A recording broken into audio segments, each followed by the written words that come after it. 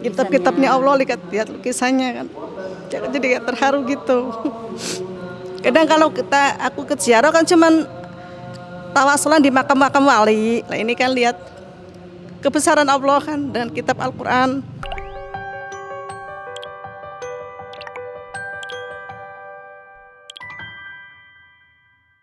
Halo Tribuners, saat ini tim liputan mudik tribunnews.com sudah sampai di salah satu destinasi religi di kota Palembang. Saat ini kita berada di Bait Al-Quran Al-Akbar. Ikut terus perjalanan kita untuk melihat apa saja yang ada di Bait Al-Quran Al-Akbar di Palembang.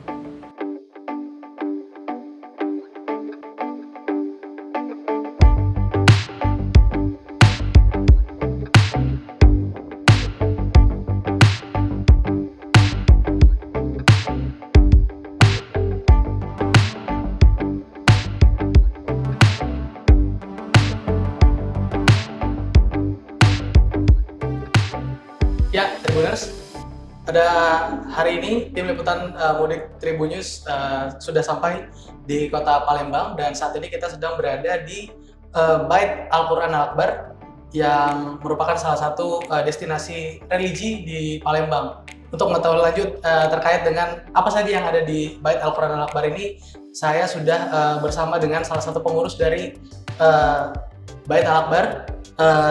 Ya Bapak. Ya, selamat datang Pak. Ya Pak, dengan Eris Pak dari Tribunnews Pak. Dengan Bapak siapa Pak? Ya, nama saya Pak Sastoni. Pak, boleh dijelasin nih Pak. Ini sangat menarik sekali untuk para pemudik gitu Pak, khususnya yang ingin berkunjung ke sini. Itu ada apa aja sih Pak sebetulnya di Bait Al-Quran Al-Akbar ini Pak? Ya, jadi di sini memang mengapa dikatakan Bait Al-Quran Al-Akbar, memang ini awalnya rumah. Jadi semuanya di sini Al-Quran. Jadi di sini Bapak, yang pertama kali dibikin Al-Quran kita tuh di hadapan kita inilah. Oke. Ini yang pertama kali sebagai tonggak sejarahnya, di sini tertulis tahun 2001. Jadi yang punya ide pengagas langsung tulis Al-Quran ini, itulah orangnya terfotonya Ustadz Kiai Haji Syofatila. Oke, Ustadz Kiai Haji Syofatila. Oke. Tapi awalnya Pak, beliau ini bukan orang kaya, bukan pejabat, juga bukan pengusaha. Jadi beliau ini sempat berjualan PMP, kernet angkot, jualan kaligrafi, guru ngaji, dan seorang mubalik atau pendakwah. Jadi karena begini, kalau beliau mau bikin juz 1 sampai 30, waktu itu tidak akan mampu. Karena juz 1 sampai 30 ini akan menghabiskan dana lebih kurang 1,2 miliar. Makanya dibuat Al-Fatihah ini dengan modal awalnya apa? Dia minjem cincin pernikahan istrinya untuk modal membuat Al-Fatihah. Makanya di pembeda tadi dia tertulis tahun 2001. Oh, oke sebentar Bapak. Berarti Bait Al-Quran Al-Akbar ini kan yang dikenal adalah ada Al-Quran terbesar di sini Pak. Betul. Bentuk Al-Quran terbesarnya berarti terbuat dari Kayu. Kayu. Nah, jadi Bapak, ini juz 1 sampai 30 ini termasuk di depan kita Al-Fatihah ini semuanya ini terbuat dari kayu tembesu. Kayu tembesu. Oke. Kalau di Jawa mungkin sekelas kayu jati. Iya. Nah, jadi kayu tembesu ini dipilih kelebihannya anti rayap, tidak bubukan dan tidak mudah lapung, bahkan usianya bisa mencapai ratusan tahun. Oke, baik. Nah, kalau Bapak untuk lebih lengkapnya, mari kita menuju ke ruang berikutnya. Ini ruangan juz 16 sampai juz 30. Oke, baik Bapak. Oke. Nah, mari Pak kita menuju ke ruang berikutnya. Ini posisi ruangan juz 16 sampai juz 30. Tetapi ini awalnya rumah beliau. Oke. Jadi Pak, rumah beliau itu dari dinding ini sampai ke Lampu Kuning sana. Sampai Nah, sampai kuning sana. Rumah Kiai Syofatila. inilah rumah beliau. Tetapi waktu itu rumah beliau ini kalau tidak dibongkar atau dihancurkan, posisi juz 16 sampai juz 30 ini tidak ada lokasinya. Oke. Jadi salah satunya harus bongkar rumah beliau. Tetapi ruang utama juz 1 sampai 15 itu di bawah itu Pak. Karena itu yang pertama kali yang dibangun atau dipasang oleh Ustadz Haji Syofatila. Oke. Oke, jadi satu keping ini Pak sama dengan satu Al-Quran. Maksudnya bolak-balik ya. Iya. Nah, silakan Pak. Ini contohnya halaman 343. Kalau kita putar di balik belakang Pak, ini halaman 342. Oh. Jadi Bapak, satu keping ini sekali lagi sama dengan satu Al-Quran, bolak-balik, depan belakang atau 2 halaman, dengan ukuran. Nah, panjang satu keping ini Pak, 177 cm, lebar 140 cm, ketebalan kayu atau papannya 2,5 cm, berat satu kepingnya rata-rata 50 kg. 50 kg. Nah, menghabiskan kayu atau papan lebih kurang 40 meter kubik.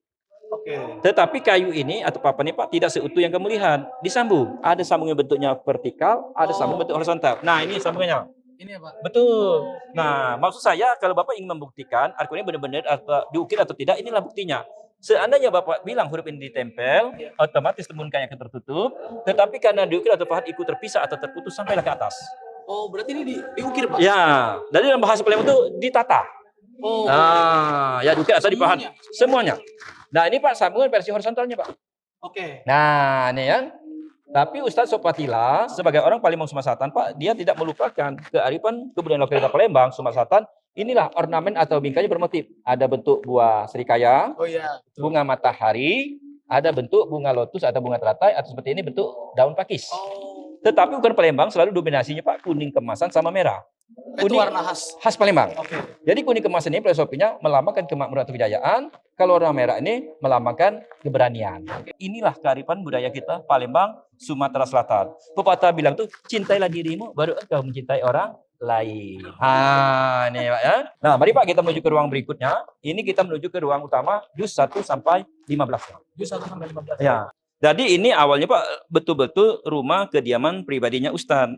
Oke. Tapi beliau tidak menyangka akan begitu antusiasnya masyarakat ingin melihat Al-Quran kita ini. Iya. Jadi beliau bangun rumah ini bukan untuk Al-Quran awalnya, untuk rumah beliau. Oh, jadi awal mulanya bukan untuk destinasi wisata gitu Bukan, ya? bukan. Hanya untuk Rumah kediaman pribadi Ustadz. kediaman pribadi. Gitu. Nah, maka Pak di dalam ini ada UMKM kita ini. Oke. Nah, UMKM kita ini sebagai rezekinya beliau sisihkan untuk pesantren ada Al-Quran. Seperti Oke. air doa tadi untuk biaya operasional pesantren. Oke. Nah, makanya Pak kita punya jargonan, Anda belanja, Anda beramal. Ini ada songket Palembang. Hati-hati Pak, turun ya. Ya. Nah ini tapi pembuatannya secara manual. Jadi ini tenunan tangan, tidak menggunakan mesin.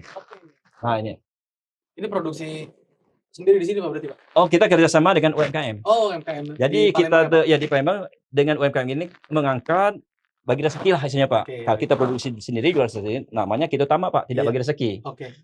Jadi Bapak, dengan ada UMKM ini, seperti tadi adik-adik kita dapat pekerjaan. Betul. Ini luar biasanya ada UMKM ini. Itu Pak turis mancanegara yang ke sini Pak? Banyak Pak, bahkan di Indonesia itu tamu kita itu dari benua Eropa, Amerika, Afrika, ya, dari Australia, dari dunia Arab. Kalau untuk negara tetangga, ini memang kebanyakan dari Malaysia. Tapi Apa Pak impresi turis-turis mancanegara itu Pak kalau melihat Al-Quran yang besar yang ada di sini itu Pak? Bagus. Ini berarti semuanya 30 juz ya? Iya. Semua 30 juz. Bagus. Berarti semua kan kita kan tidak pernah ke sini baru ini ya. Ini berarti pahatan semua bukan lukisan kan ya? Iya betul. Iya bagus lah. Saya kan sering ikut ziarah wali sampai ke Bali kadang kan. Ya baru datang kali ini diajak sama ibu ke sini. Bagus lah, terharu juga kan lihat kitab-kitabnya Allah, lihat lukisannya kan. Jadi kayak terharu gitu. Kadang kalau aku ke ziarah kan cuman tawasulan di makam-makam wali. Lah ini kan lihat kebesaran Allah kan dengan kitab Al-Qur'an. Kemarin pas malam 17 nuzul Al-Qur'an kan. Karena saya di sini kan suami saya kerja di sini. Lah lagi kurang sehat jadi kan ke sini main sama silaturahmi sama juga sama Bu Linda. Ya insya Allah biar buat kita yang belum tahu di sini pada tahu semua kan, lihat tempatnya ini ya udah bagus lah, udah cukup. jadi alhamdulillah Pak Al-Quran kita ini sudah disahkan atau diresmikan oleh Pak SBY dan disaksikan ditandatangan oleh 51 anggota Parlemen Negara Islam Sedunia. Jadi diresmikan oleh Pak SBY tepatnya tanggal 30 Januari tahun 2012. Dan juga sudah mendapat piagam penghargaan Museum Rekor Indonesia atau MURI. Ini dinyatakan Al-Quran terbesar di dunia, tapi kategori Al-Quran ukiran di atas kayu. Ini katanya ini Pak ya. Dan sudah dikunjungi oleh Kori dan Korea, Hafiz dan Hafizo, lebih kurang dari 40 negara pada tahun 2013. Oke. Nah, jadi Pak, ini kita sekarang berada di dalam posisi juz 1 sampai 15. Oke. Jadi maksudnya satu keping di sini Pak, sama juga persis di atas tadi, dia tetap bolak-balik Pak. Ini contohnya, ini halaman 113, kalau kita putar balik ini 112. Oke. Nah, ini ya. Termasuk juga yang lain-lain deh Pak? Ya, yang lainnya. Tapi kalau urutan memang belum Pak. Contohnya di depan Al-Baqarah, ini surah An-Nisa, itu surah Yusuf, ini Al-Maidah. Belum berurutan, tapi ini sifatnya masih sementara. Jadi pembangunan di sini belum final. Oke. Jadi wacana ke depan akan dibangun lagi gedung atau tower 10 atau 11 lantai dengan perincian 1 lantai 3 juz, 10 lantai 30 juz, lantai 11 itu kita bikin ruang etika.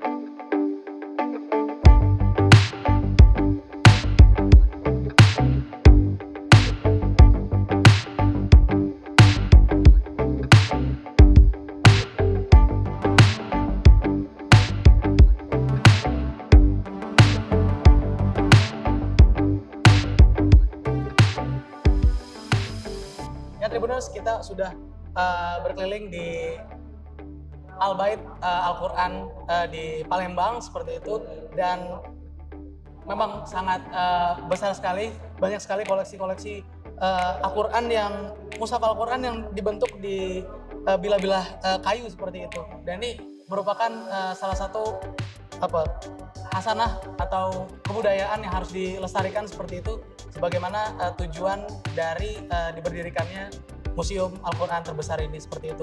Terima kasih Bapak atas kesempatannya.